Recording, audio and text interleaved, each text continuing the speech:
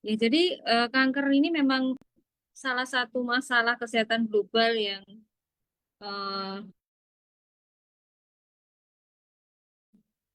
terutama menimbulkan kematian yang masih tinggi di seluruh negara ya. Nah, yang paling tinggi adalah kanker payudara ya.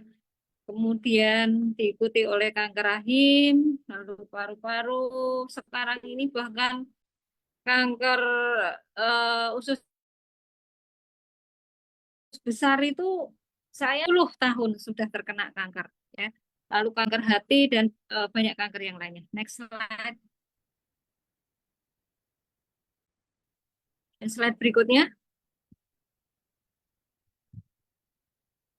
yang paling tinggi adalah paru-paru, lalu diikuti payudara, cervicuteri berikutnya, lalu kanker hati ya, dan lain-lain. Next slide.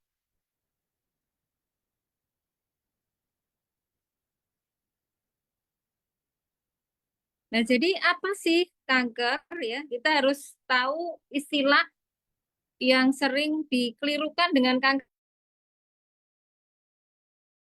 juga ya. Kalau kita sering mendengar masyarakat itu eh, menyebut tumor. Nah, tumor itu sebetulnya dia bahasa yang umum ya untuk menyebut tentang pembengkakan ya. Sedangkan eh, kanker itu adalah yang lebih tepat tuh namanya neoplasma. Neoplasma di sini adalah penyakit yang ditandai pertumbuhan abnormal dari sel, di mana bisa jinak, bisa ganas, ya, bisa juga dia antara jinak dan ganas, ya, walaupun apa di sini jarang, ya. Next, ya, next slide.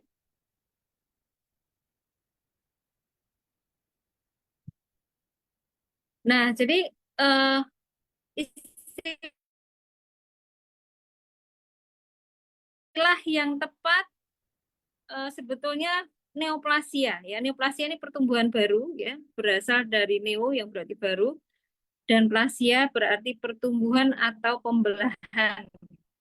Nah, masanya atau bendanya gitu ya disebut neoplasma. Kalau neoplasia itu prosesnya, kalau neoplasma itu bendanya gitu ya. Neoplasma itu adalah pertumbuhan sel baru yang berbeda dengan sel normal sekitarnya. Dan dia merupakan sel-sel kita sendiri sebetulnya. Ya, sel-sel kita sendiri, tapi dia itu seperti berkhianat pada kita. Dia memberontak ya, sehingga dia nggak bisa dikontrol dengan aturan. Dia tidak bisa dikontrol dengan sinyal-sinyal yang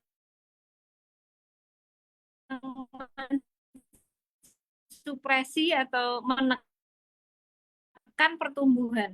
Ya, sehingga dia akan tumbuh berlebihan, tidak terkoordinasi, ya, terus terus tumbuhnya dan bahkan nah istilah yang paling tepat ini eh, bukan tumor sebetulnya, tapi neoplasma. Ya, next, ya, next slide.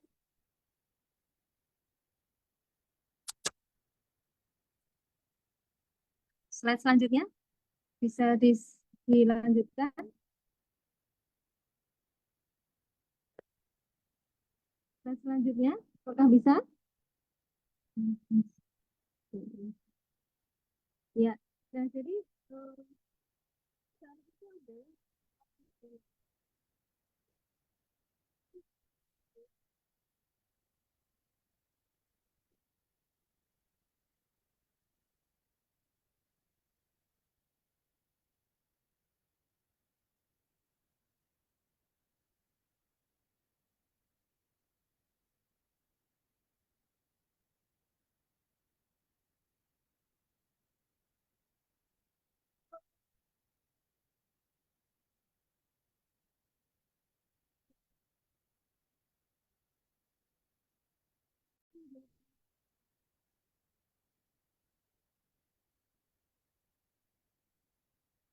Kemudian bagaimana konsistensinya itu sangat penting.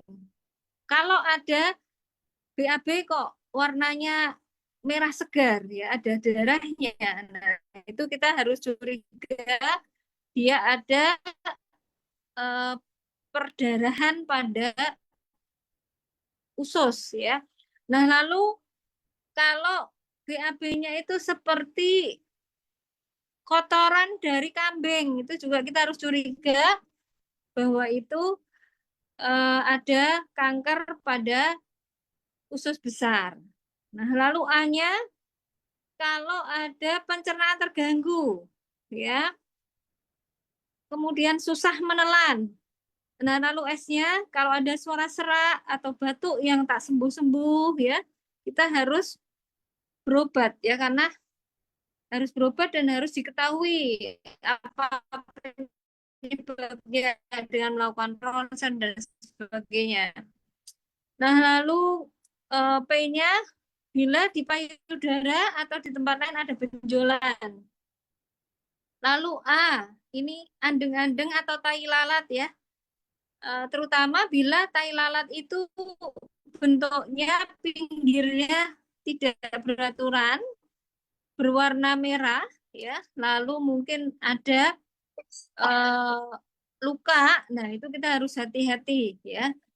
D-nya bila ada darah atau lendir yang abnormal ya dari manapun ya, termasuk dari misalnya dari saluran kencing ya, lalu dari saluran kelamin ya, dari alat kelamin ini kita harus periksa. Nah, lalu bila ada A-nya berikutnya adalah eh, adanya koreng ya, koreng atau borok yang tidak sembuh-sembuh atau luka yang tidak sembuh-sembuh, sariawan yang tidak sembuh-sembuh ya, kita harus periksa. Next, slide berikutnya. Ya, slide berikutnya. Deteksi dini pada kanker ya, dengan kalau pada kanker leher rahim dengan yang namanya inspeksi visual dengan asam asetat ya.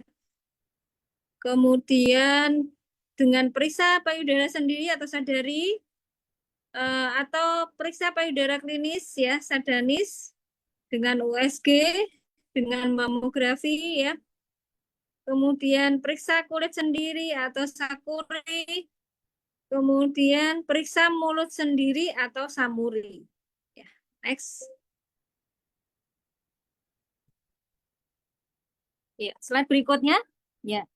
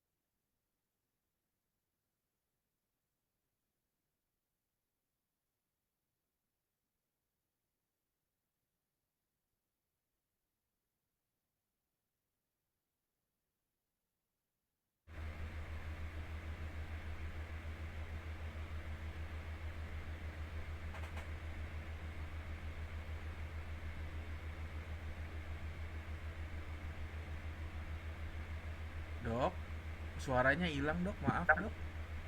Suaranya hilang. Iya.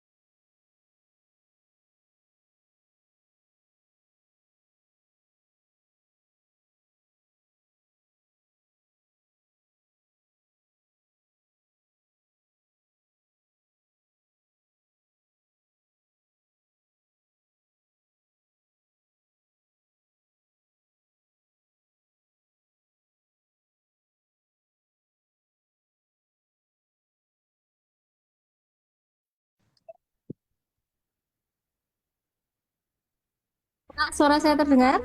Oke dokter, sudah lanjut.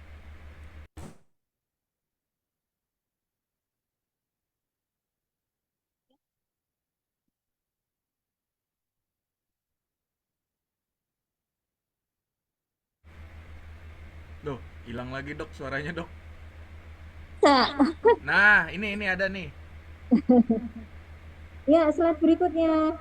Oke.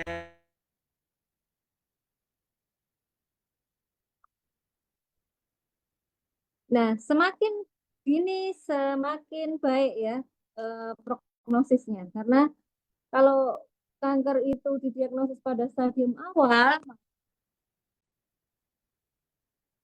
akan lebih baik lagi. Next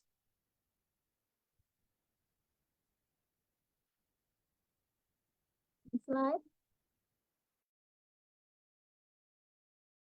Nah, ini langkah-langkah untuk sadari ya. Jadi kita harus meraba payudara kita dengan cara berada di depan cermin ya, lalu kita angkat kedua ketiak ya, dan perhatikan apakah ada kulit yang masuk ke dalam seperti kulit jeruk. Nah, itu hati-hati ya, berarti di situ kemungkinan ada masa tumornya. Next slide.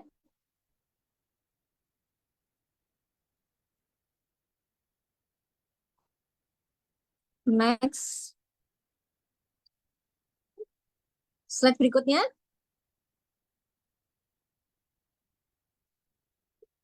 Atau bisa diotomatiskan. Nah, ini ya. Jadi setelah eh, kita angkat kedua tangan, maka angkat satu tangan ke atas. Nah, kita raba di area payudara itu, memutar ya. Ada benjolan atau tidak ya. Jadi memutar seperti kita membentuk lingkaran berlawanan arah jarum jam ya, seperti lingkarannya obat nyamuk bakar ya. Nah, lalu bisa juga dengan berbaring ya. Berbaring kita raba payudara kanan kiri ya, seperti memutar seperti eh, arah jarum arah jarum jam, bukan. Seperti putaran nyamuk bakar. Ya, next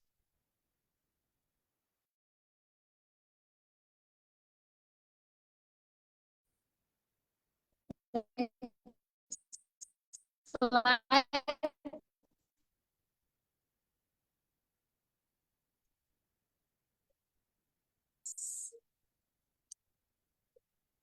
Nah, sebetulnya pada semua penyakit kanker itu terjadi yang namanya dysbiosis, ya. Di mana sebetulnya masalah utamanya itu akarnya adalah pada usus, ya. Eh, Mengapa dysbiosis ini penting kita perhatikan? Karena pada kondisi dysbiosis, racun-racun dalam lubang usus kita itu bisa masuk ke dalam pembuluh darah, dan hal ini bisa menyebabkan kerusakan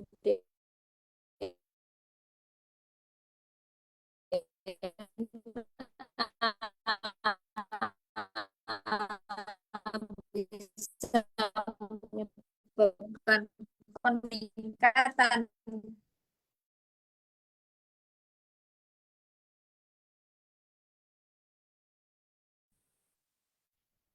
zat toksik.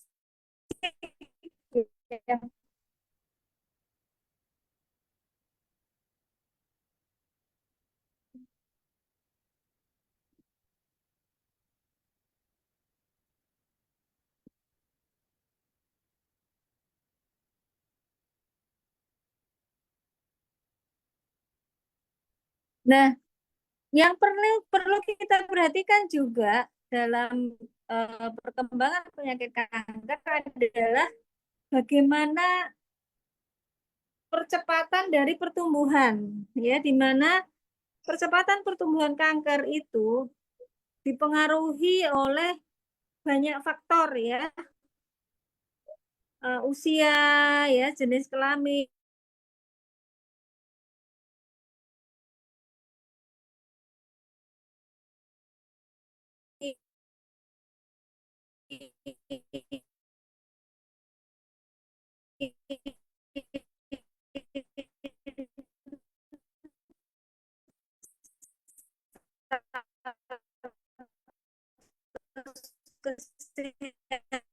kesehatan, status gizi, ya, status imun, status hormonal, dan yang paling penting adalah stres. Ya, maka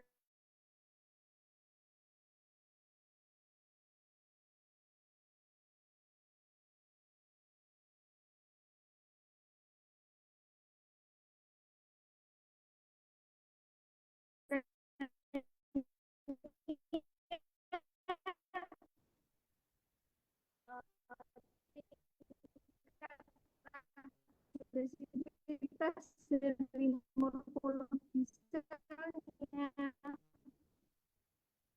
dan juga ada tidaknya faktor pertumbuhan dari tubuh.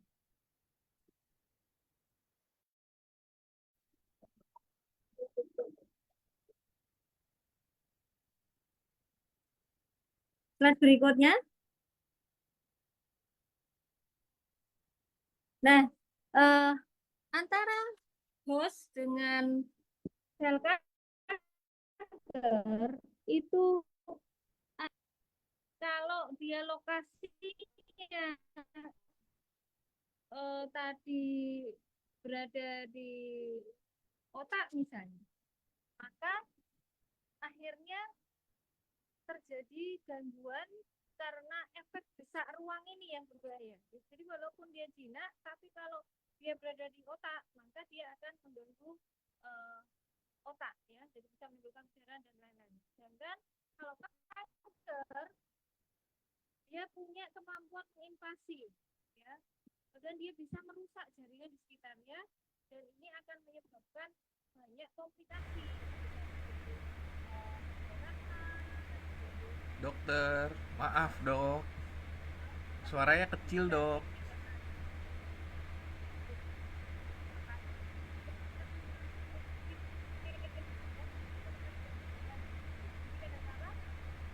Kita mau coba pakai suaranya aja nggak dok? Jadi nggak usah share video video dokter. Mungkin sinyalnya bakal lebih bagus. Mungkin.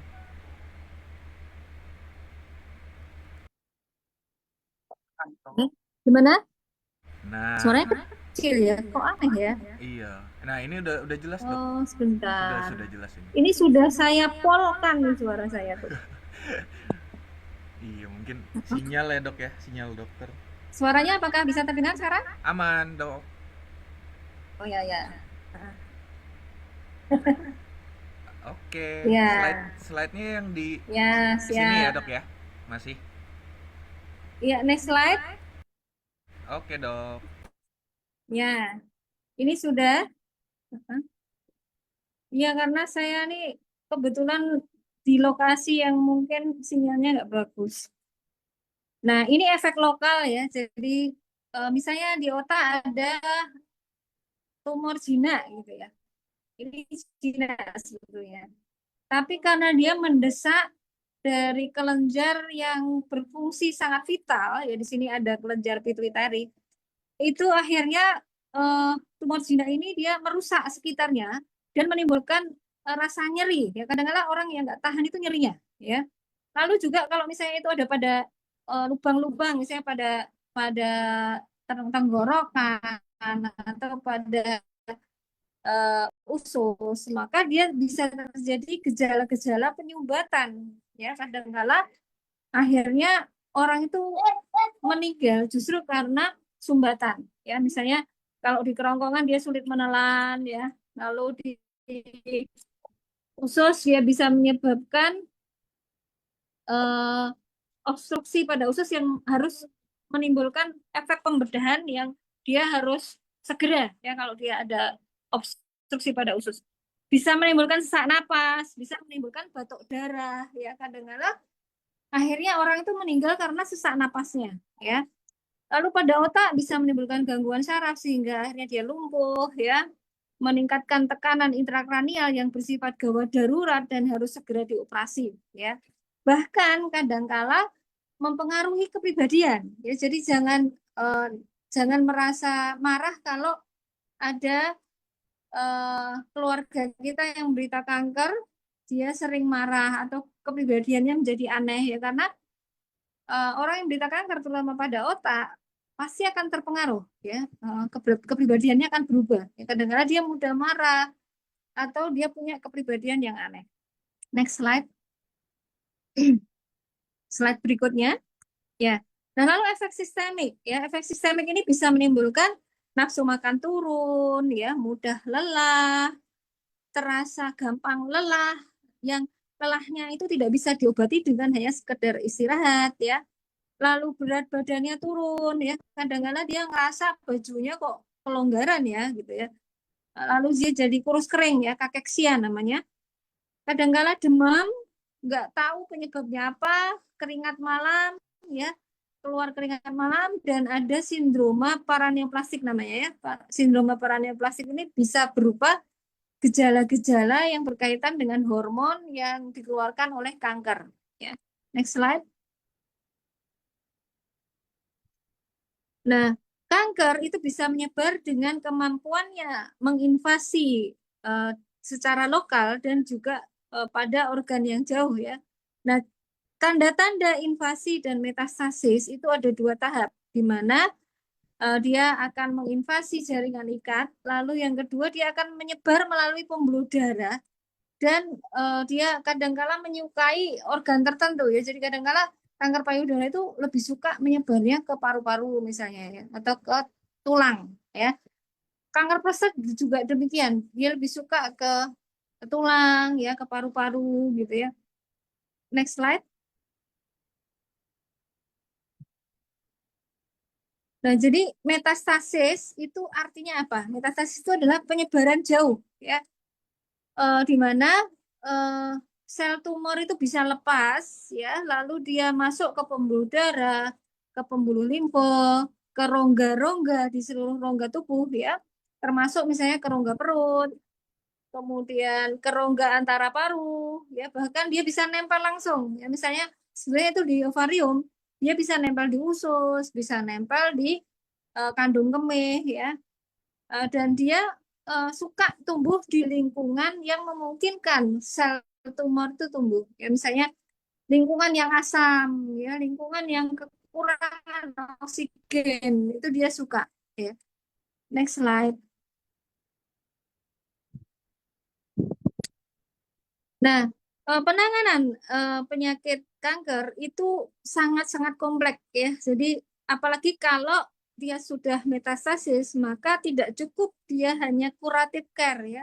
Tidak bisa menyembuhkan ya. Dia hanya bersifat mengurangi gejala dan eh, meningkatkan kualitas hidup. Namanya palliative care ya, di mana di sini secara medis kita nggak bisa lagi menyembuhkan gitu ya. Next slide. Nah, berbagai macam terapi medis pada tumor dan kanker, contohnya di sini kalau untuk tumor pada paru-paru ya, kanker paru-paru, itu adalah dengan kemoterapi dan juga radioterapi. Kemudian kalau untuk jenis tertentu itu dia hanya radioterapi ya, limfoma itu radioterapi ya. Kalau dia jinak maka dilakukan pembedahan. Ya, jadi kalau sudah kanker misalnya dia jenisnya itu nggak bisa dioperasi ya tidak akan dioperasi ya, hanya dilakukan kemo dan juga radioterapi. Ya, next slide. Nah, tindakan operasi pada kanker itu ada beberapa tujuan ya. Yang pertama, dia hanya mengambil sedikit dari sel kanker itu, atau mengambil juga jaringan yang normal di sekelilingnya. Ya, kalau dia hanya mengambil sedikit dari jaringan kanker, namanya biopsi insisi. Kalau dia mengambil bersama jaringan di sekitarnya, namanya biopsi eksisi. Ya. Nah, lalu operasi besar yang punya tujuan terapi, ya, ini terutama untuk tumor jinak, untuk kanker stadium awal, untuk mengurangi ukuran supaya tidak ada gejala penekanan pada organ namanya debulking atau pada kegawatan ya misalnya karena dia sudah menekan otak otomatis dia harus dioperasi kalau tidak nanti orang ini meninggal justru karena efek desak ruangnya misalnya atau karena dia ada tadi ileus obstructivus karena ususnya menjadi tersumbat maka harus dipotong gitu ya jadi operasi itu tetap diperlukan karena kalau tidak eh, ini akan mematikan gitu ya kalau tidak dioperasi. Nah, ini contohnya pada eh, kolenektomi ya, mastektomi radikal itu operasi payudara, gastrektomi ini pada lambung ya, kolonektomi ini pada usus besar, tiroidektomi pada tiroid ya, histerektomi dan salpingoverektomi pada kanker rahim ya, kanker rahim, kanker ovarium ya. Next slide.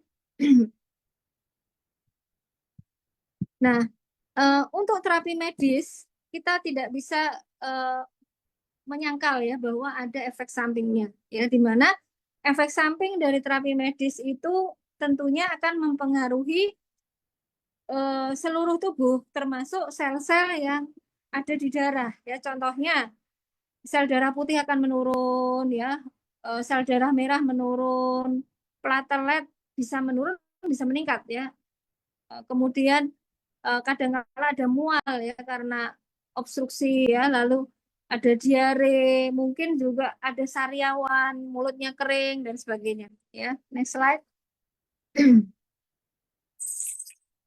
Lalu efek samping terapi yang lain yang juga mencakup banyak organ yaitu bisa juga menimbulkan efek keracunan pada berbagai organ ya, contohnya di paru-paru ya, pulmonary toxicity, cardiac toxicity pada jantung, rontoknya rambut ya. Lalu juga kalau kita masih pengen punya anak, kemungkinan untuk punya anak menjadi menurun ya karena ada disfungsi pada organ-organ kelamin ya, organ-organ reproduksi. Nah, lalu orang itu akan merasa letih lesu ya. Jadi orang yang sudah di kemo, di radiasi itu akan merasa letih lesu. Dan bisa juga muncul kanker berikutnya. Jadi kadangkala ini yang kita takut ya. Jadi dia seperti double sword ya. Ketika seseorang sudah memenuhi semua jadwal terapi medisnya, tahu-tahu kambuh lagi sebagai kanker yang jenisnya lain. Ya, ini bisa juga terjadi seperti itu. Lalu juga efek yang menimbulkan penurunan fungsi neurokognitif. Jadi kemampuan berpikirnya menjadi menurun, ya mungkin ada gejala-gejala penyakit saraf, ya mungkin dia jadi mempunyai penyakit-penyakit degenerasi, ya contohnya Alzheimer dan lain-lain, atau dia mengalami kepikunan dini dan sebagainya. Ya, next slide. Nah, pada orang-orang yang mendapatkan terapi medis, yang penting kita perhatikan kepada komplikasi yang bersifat metabolik dan emergensi, di mana kalau muncul gejala-gejala ini harus segera periksa ke rumah sakit, ya karena di sini gejala-gejala ini menimbulkan dampak yang mematikan. Ya, contohnya yang disebut tumor Lysis syndrome. Tumor Lysis syndrome itu karena kematian sel kanker yang sangat banyak, itu bisa menimbulkan efek peningkatan kalium dalam darah, sehingga efek sampingnya bisa menyebabkan orang itu mengalami henti jantung. Nah ini yang dan lalu hiperviskositas sindrom. Jadi orang-orang yang mendapatkan terapi medis, dia akan cenderung darahnya mudah mengental. Dokter, maaf. Suara Suaranya. Suaranya hilang lagi. Udah. Tadi kecil Udah. suaranya, Dok. Oh ya. Jadi hyperviscosity syndrome ini dia darahnya mudah mengental, ya. Jadi orang-orang yang mendapatkan terapi kemo dan radioterapi, darahnya itu mudah mengental, mudah terjadi penyumbatan, ya. Next slide. Nah, ini tumor Lysis syndrome, ya, di mana terjadi peningkatan kalium. Nah, di sini kita harus menghindari makanan yang tinggi kalium, ya, seperti pisang, jeruk, air kelapa. Kemudian yang berbahaya tadi, ya, jadi dia bisa mengganggu kelistrikan jantung, ya, terjadi gangguan di mana ada gelombang T yang abnormal dan juga gelombang KRS yang abnormal dan bisa menyebabkan fibrilasi jantung. Fibrilasi jantung tuh jantungnya tuh berdetak keras terus lalu berhenti, ya. Next slide. Nah, jadi operasi kadang-kadang itu indikasinya bukan hanya masalah untuk diagnostis atau terapi, ya. Kadangkala dia untuk menghindari emergensi tadi. Ya, jadi untuk menghindari kegawat daruratan. Kalau tidak dioperasi bisa meninggal. Nah, itu salah satu tujuan operasi, sehingga kadangkala operasi itu juga diperlukan, ya. Pada kanker yang besar yang menimbulkan efek desak ruang tadi perlu dikecilkan supaya efek desak ruangnya itu menurun, gitu, ya. Namanya debulking istilahnya, ya. Next slide. Nah, ini juga indikasi operasi pada penderita kanker yang bersifat emergensi, di mana kalau tidak dilakukan itu mematikan. Ya, contohnya kalau terjadi yang namanya superior vena cava syndrome, di mana leher itu akan membengkak, ya, karena adanya penekanan dari kanker terutama di paru-paru, ya, paru-paru bagian atas. Kalau tidak dioperasi, terjadi sumbatan vena, ya, terjadi berbahaya. Makanya operasi di sini penting, ya. Nah, lalu pada kanker otak, kalau tidak dioperasi, maka bisa terjadi uh, peningkatan tekanan intrakranial yang mematikan, ya, bisa merusak otak yang sehat, ya. Nah, lalu spinal cord compression ini juga kalau tidak dioperasi maka terjadi cedera pada tulang belakang, ya. Kemudian kalau ada metabolic syndrome tadi, ya, dan juga kalau ada emergensi urologi, contohnya pada kanker prostat, kalau tidak dioperasi, aliran dari kencing menjadi tidak lancar, itu bisa merusak ginjal. Jadi operasi itu kadang-kala diperlukan untuk tadi mengurangi perbesarannya, ukurannya, sehingga aliran dari kencing itu bisa lancar. Nah, ini contoh emergensi pada kasus urologi, ya. Next slide. Nah, lalu juga pada hiperkalsemia, hyperviscosity syndrome, Kemudian thoracic outlet syndrome ini pada kasus-kasus kalau misalnya kanker itu ada pada paru-paru ya, di mana kalau tidak dioperasi maka paru-parunya nggak bisa berkembang ya. Nah lalu pada obstruksi, kemudian eh, kalau ada apa namanya untuk ini ya untuk mapping dari limfonodi dan sebagainya. Ya, next slide. Nah, pada kasus-kasus kanker ya, yang perlu kita perhatikan itu adalah pola hidup sehat ya, di mana ada 7 ya. Yang pertama, pastikan tidur itu cukup. Yang kedua, terapkan diet sehat untuk penderita kanker ya. Jadi dia harus tinggi serat ya. Kemudian protein yang baik ya, contohnya pada protein ikan ya, contohnya itu yang paling baik ya. Lalu penuhi kebutuhan cairan ya, di mana kebutuhan cairan itu paling tidak adalah 9 gelas per hari untuk perempuan dan laki-laki kurang lebih 13 gelas per hari. Kemudian lakukan aktivitas yang mengikuti jam biologis. Jadi kalau kita tidur ya jam 9 malam harus sudah tidur ya. Bangun tidur tidak bangun tidur juga harus apa namanya? Setidaknya kita cukup tidur ya jam 4 pagi lah ya, kita bangun tidur jam 3 sampai jam 4 boleh ya. Nah, lalu makan tepat waktu ya, makan tidak boleh makan pagi misalnya lebih dari jam 9 ya. Makan siang kurang lebih jam 1. Makan malam tidak boleh lebih dari jam 7 malam. Itu penting ya karena hormon lapar kita itu dikeluarkan pada jam-jam tertentu dan kita harus makan pada saat kita lapar ya. Artinya, makanlah pada saat hormon lapar dikeluarkan, yaitu pada jam sekitar itu tadi yang saya sebutkan ya. Kemudian exercise ringan yang rutin ya, boleh misalnya untuk meningkatkan oksigenasi ya, dengan olahraga yang aerobik jalan kaki paling tidak 30 menit sehari ya. Lalu forest bathing ya dengan apa namanya memeluk pohon, memegang pohon, grounding ya.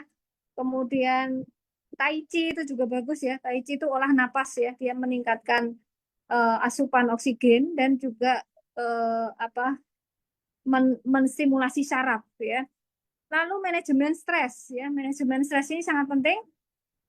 Olah napas itu adalah salah satu manajemen stres ya. Kalau kita lagi stres, kita olah napas ya. Atau dengan wudhu kalau orang Islam ya, dengan wudhu, dengan sholat itu termasuk salah satu manajemen stres ya. Next slide. Nah, lalu cara mengatasi tumor ya. Ini ada beberapa pendekatan yang saat ini paling berkembang dan paling baru adalah dengan imun based terapis cancer ya. Ini dengan pendekatan yang meningkatkan sel yang membunuh kanker ya. Bisa dengan stem cell transplantation, dengan T-cell transfer ya. Lalu dengan beberapa uh, pemberian sinyal-sinyal tertentu ya, namanya CPG ini ya. Lalu dengan kemoterapi, dengan siklopospamid, dengan targeted terapi, kemudian cell base ya, cell base ini termasuk natural killer ya. Natural killer itu juga salah satu cell base ya. Di mana tujuannya adalah untuk mengeliminasi atau mengurangi pertumbuhan kanker ya. Kemudian menghambat pertumbuhan kanker. Nah, lalu juga meregulasi atau me, me, mempengaruhi nah, beberapa mekanisme yang diperan di sini adalah melalui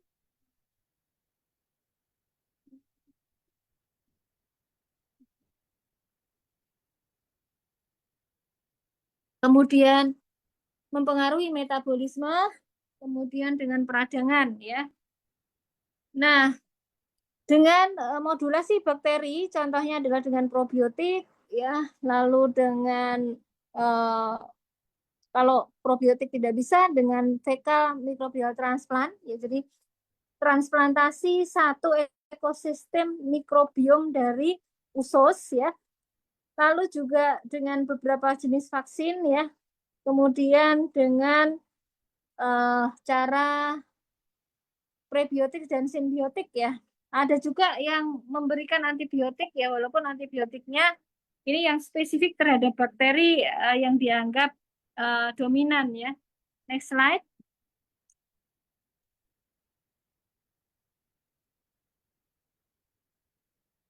Nah, lalu di sini faktor makanan, ya, di mana penderita kanker itu harus banyak mengkonsumsi makanan-makanan yang mengandung serat yang bersifat superfood, ya. Contohnya dari sayur mayur, ya, wortel, tomat, dari anggur, ya, lalu dari buah-buahan, contohnya dari nanas, kiwi, ya.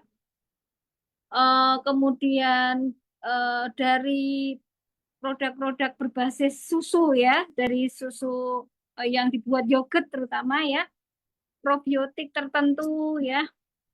Kemudian faktor-faktor yang mempengaruhi yang lain adalah antibiotik, ya. Maka pada pemberian antibiotik kita harus hati-hati, ya, pada penderita kanker, ya. Lalu aktivitas fisik dan juga dipengaruhi oleh ibu kita sebenarnya, ya. Jadi mikrobiom dari ibu kita terutama yang pengaruhi.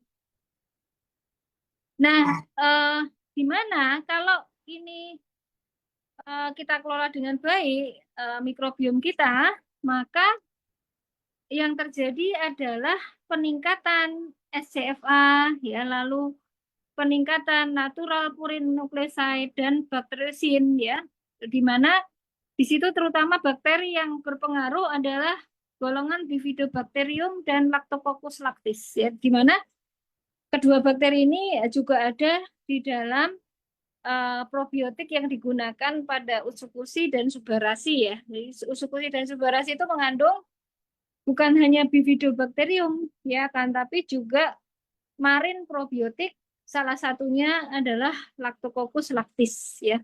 Next slide. Nah, jadi sifat pengobatan itu ada bermacam-macam, ada yang secara umum kemoterapi yang tidak terlalu spesifik terhadap kanker, ya, sebetulnya, ya. Dan dia punya kelemahan berupa resistensi, ya. Kemudian juga punya kelemahan masing-masing. Nah, makanya sekarang yang digalakkan itu terapi terbaru adalah yang bersifat targeted terapi, ya, dengan mentargetkan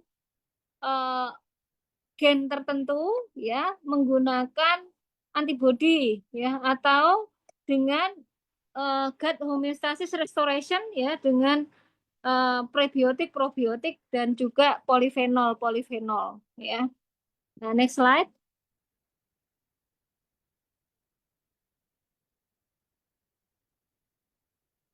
Slide berikutnya.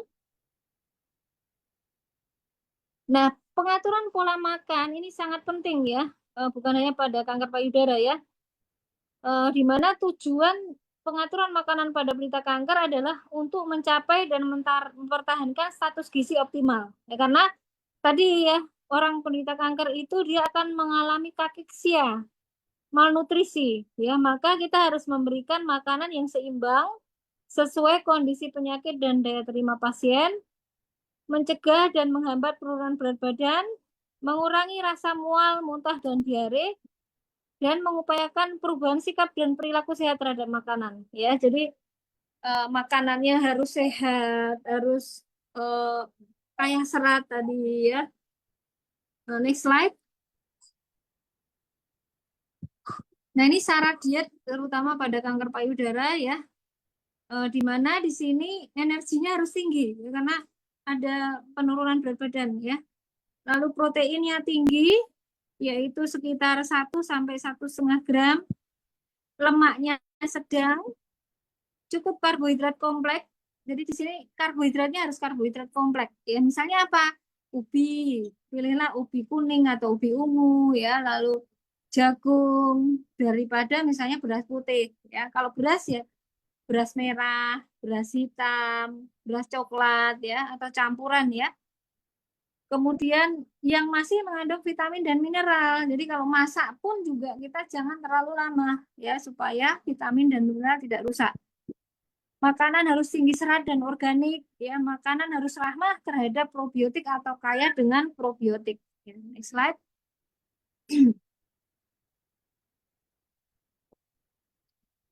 Nah, pemberian dan bentuk makanan itu juga harus memperhatikan kondisi pasien.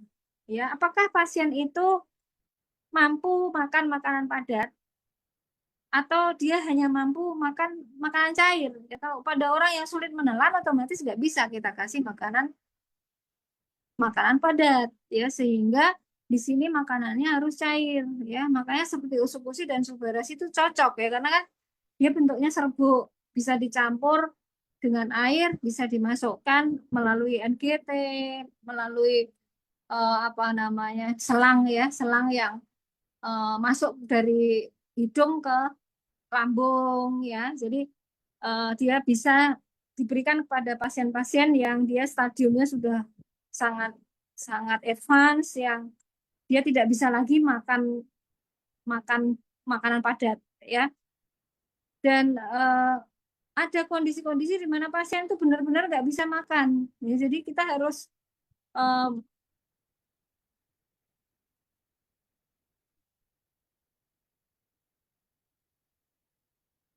adanya kondisi-kondisi yang tadi tidak memungkinkan. Ya, next slide. Nah, ini ada makanan yang baik. Jadi sayur dan buah berwarna hijau, kuning, merah, ungu. Jadi yang warna-warni ya. Buah berbiji banyak. Masih kurang ini ya. Ya, lima, sersa, tomat, semua jeruk ya. Asal cuci dulu ya dengan Dokter, suaranya kecil lagi yang dong. tinggi dengan Nah, udah pestisida aman. ya. Aman, aman, aman. Nah, lalu fermented food bagus ya. Jadi natto, cuka, yogurt, kefir, keju, tapi yang asli ya kejunya. Lalu fatty fish, jadi ikan-ikan laut dalam ya. Contohnya apa? Salmon ya, tapi carilah salmon yang liar yang bebas ini ya, bebas dari logam berat ya. Bawang-bawangan ya, seperti dalam suku sih ada bawang hitam ya, kacang-kacangan, bumbu-bumbu daun-daun herba itu bagus ya, green tea ya. Next slide. Slide berikutnya. Yang perlu dihindari, ini penting ya. Jadi alkohol, fast food, fried food, yang digoreng dengan suhu tinggi, dengan minyak yang apa? Minyak yang tidak sehat ya, minyak sawit, minyak kadang-kala minyak biji matahari itu juga nggak sehat ya karena banyak biji matahari itu ternyata nggak asli biji matahari ya. Lalu yang paling sehat justru VCO ya, pakai kelapa kalau mau goreng ya. Kemudian proses meat seperti nugget, sosis, daging babi, daging berlemak itu meningkatkan resiko 9 kali ya. Gula rafinasi, makanan tinggi karbohidrat dan tinggi lemak. Nah, lalu yang penting juga kosmetik. Ya, jangan mudah-mudah menggunakan kosmetik ya. Karena bahkan yang brandnya terkenal organik saja masih mengandung sesuatu yang ternyata tidak baik ya untuk kesehatan ya. Jadi kadang-kala dia kita percaya brandnya udah organik gitu ya, tapi kenyataannya dari semua brand itu masih ada kandungan yang berbahaya. Ya maka walaupun brandnya organik, kita harus tetap baca ya komposisinya apa dan kita harus tahu apa yang berbahaya itu ya. Next slide. Nah, cancer imunoterapi tadi saya cerita tentang bagaimana targeted terapi yang dia mentargetkan sel imun. Ya, seperti tadi ya menggunakan sinyal kostimulator ya, lalu meningkatkan APC activity, lalu sitokin terapi, antibody, cancer vaccine, termasuk natural killer ya. Next slide. Nah, ini contoh terapi yang mentargetkan sel ya, jadi natural killer, kemudian multiple cytokine induced killer cell, dendritic cell, lalu chimeric antigen receptor T ya, seperti usukusi itu targetnya adalah natural killer ya, meningkatkan natural killer ya. Next slide.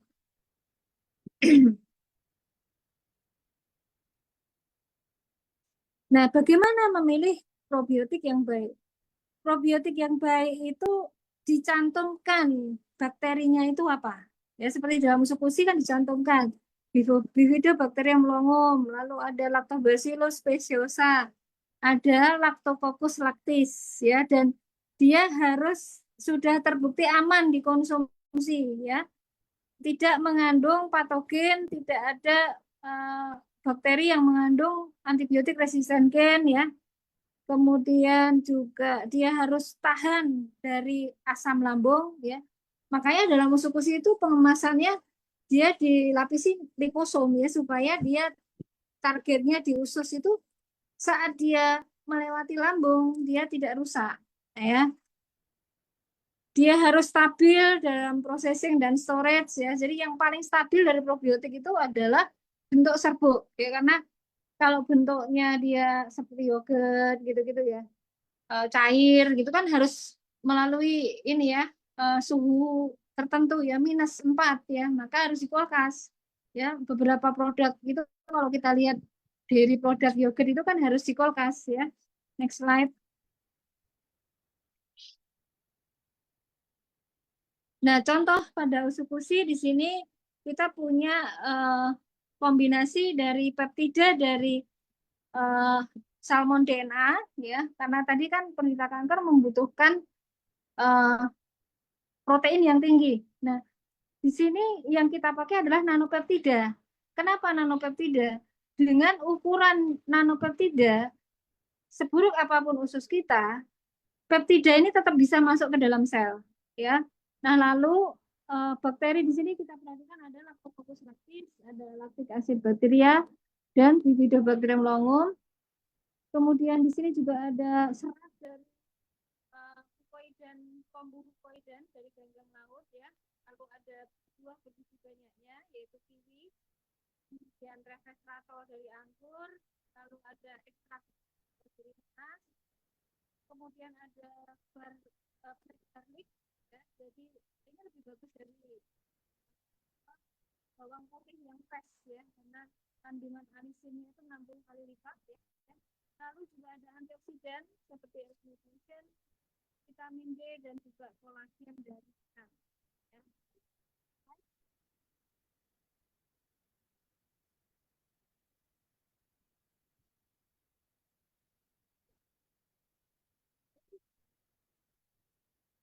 Mohon maaf, ini ada gangguan teknis tadi. Jadi laptop saya itu tadi rusak, nggak bisa dibuka ya. Lalu eh, apa, sinyal saya mungkin ya nggak bagus ya. Ya, jadi mohon maaf sekali. Kita lanjutkan dengan sesi diskusi ya. Ada pertanyaan?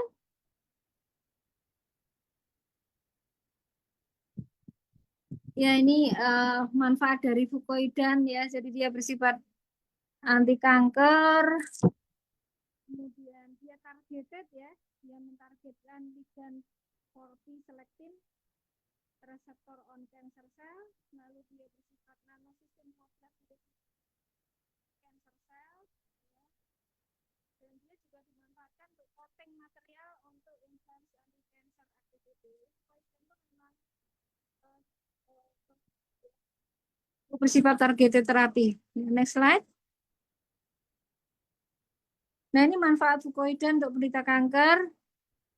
Jadi targetnya adalah sel NK, dia meningkatkan imunitas, mencegah metastasis, meningkatkan efek terapi kemoterapi, meningkatkan kematian sel kanker, dan mencegah tadi pembekuan darah. Ya, jadi mencegah tromboemboli dan pembekuan darah. Ya, next slide. Nah, ini efek biologis fukoidan. Dia mempengaruhi hematopoiesis ya dengan meningkatkan sel-sel darah. Tadi kalau efek samping kemoterapi kan menurunkan ya. Ini meningkatkan dan dia menekan pertumbuhan dari pembuluh darah baru yang akan meningkatkan ukuran dan pertumbuhan dari kanker, mencegah pembekuan darah, meningkatkan respon imun dan menurunkan peradangan. Ya, next slide. Kanker dari fukoidan ya, di mana dia targetednya di tingkat genetik ya, jadi dia termasuk makanan yang bersifat nutrigenomik. Next slide. Ini penelitian-penelitian tentang fukoidan. Next slide. Ini sama nih ya. Jadi penelitian-penelitian tentang fukoidan. Next slide. Nah ini efek fukoidan mencegah kanker. Ini contohnya kanker hati ya, lalu kanker-kanker yang sudah resisten terhadap kemo, kanker paru ya ternyata dia bisa mencegah metastasis juga. Ya, next slide. Ini juga untuk berbagai jenis kanker dan efeknya positif ya. Next slide. Ya, ini mekanisme mencegah kankernya, mencegah metastasis ya.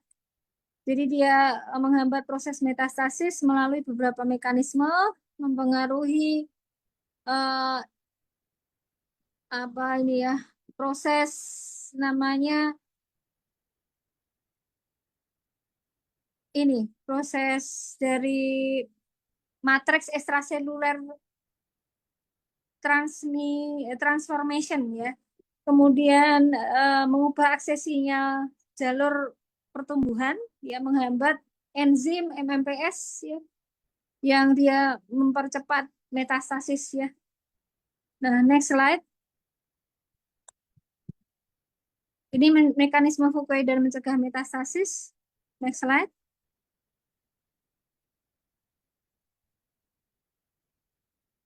Nah, fukoidan ini dia juga mempunyai manfaat untuk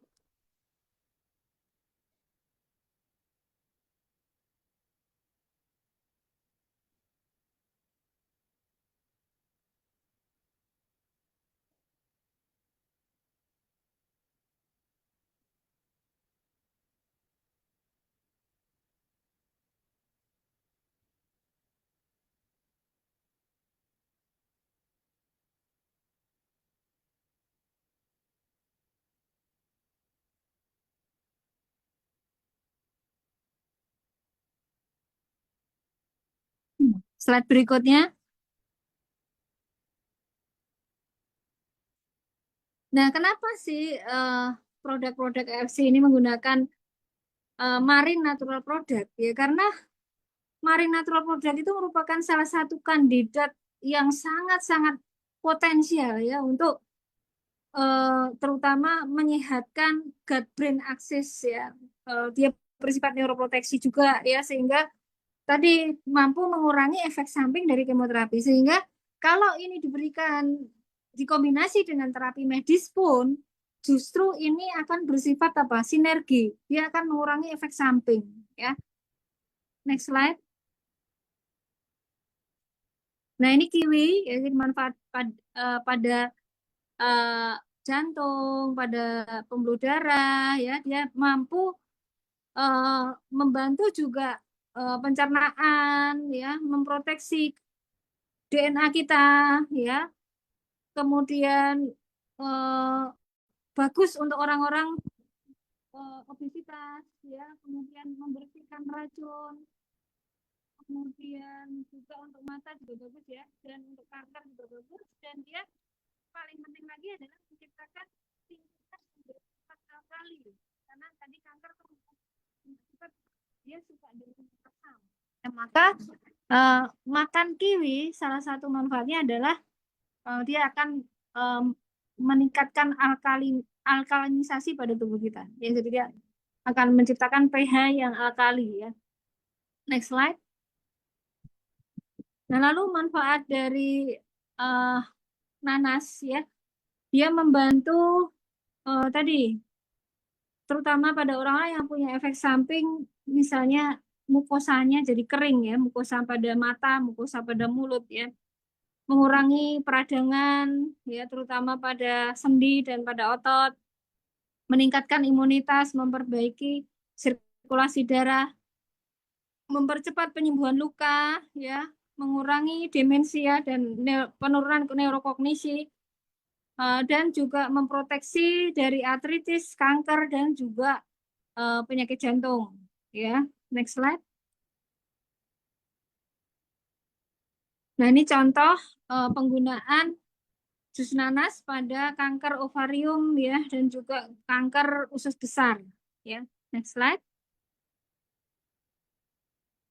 Lalu juga dia diteliti pada kanker usus besar ya. Next slide. Pada kanker lambung juga bagus ya. Next slide.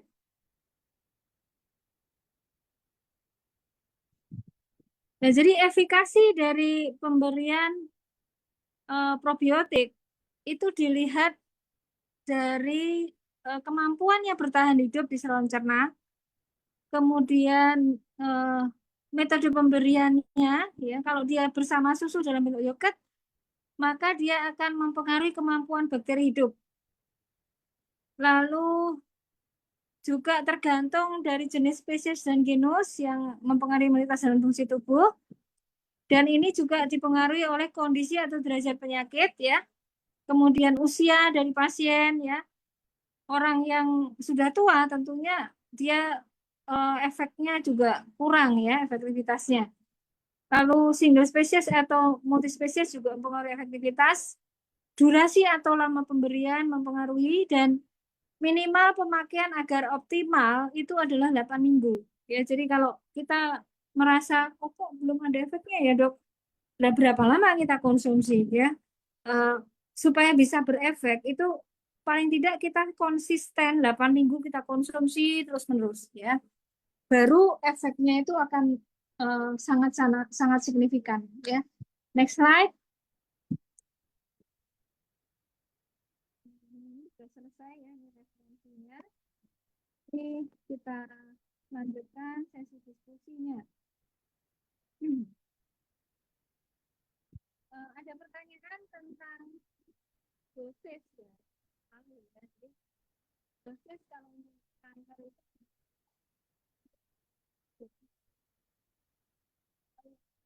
satu kali 2 kali 1 sehari 2 kali sudah berefek ya, pertahankan. Tapi kalau belum, tambah 3 kali sehari ya. Jadi satu saset 3 kali sehari. Kalau kurang, tambahin 1 saset lagi, jadi 2 kali sehari 2 saset atau 3 kali sehari 2 saset.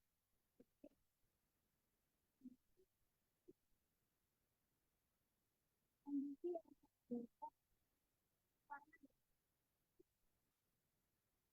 pola hidupnya ya, maka selain pola hidup juga harus kita modifikasi kan, berat tadi pola hidup sehat tadi harus diikuti. Jadi pola makannya, pola tidurnya, terutama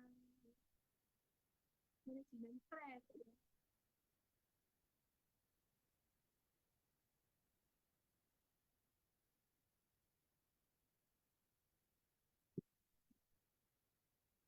Suaranya hilang ya. Ya, karena sinyal saya ini yang jelek.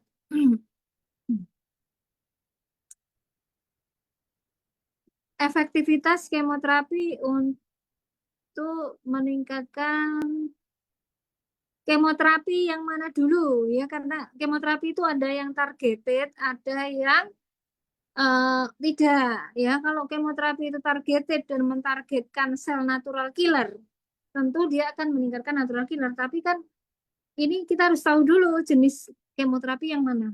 Ya, ada pertanyaan dari Bapak Sayuti tentang kanker prostat stadium akhir, kemoterapi 30 kali, sekarang sudah sembuh, minum superfood, AFC, usukusi, dan subarasi secara intensif. Alhamdulillah ya. Syafakollah Basyatahuru insya Allah Pak. Jadi Alhamdulillah Pak Sayuti ini menyebutkan bahwa beliau menderita kanker prostat stadium akhir, seharusnya sudah kemoterapi 30 kali, tetapi dengan minum superfood, AFC, usukusi, dan subarasi secara intensif ternyata bisa sembuh secara total ya. Terus pertanyaan yang lain tuh tentang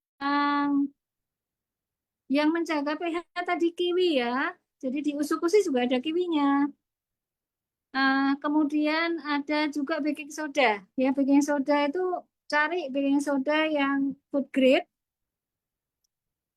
Minum pagi hari sebelum makan apapun ya.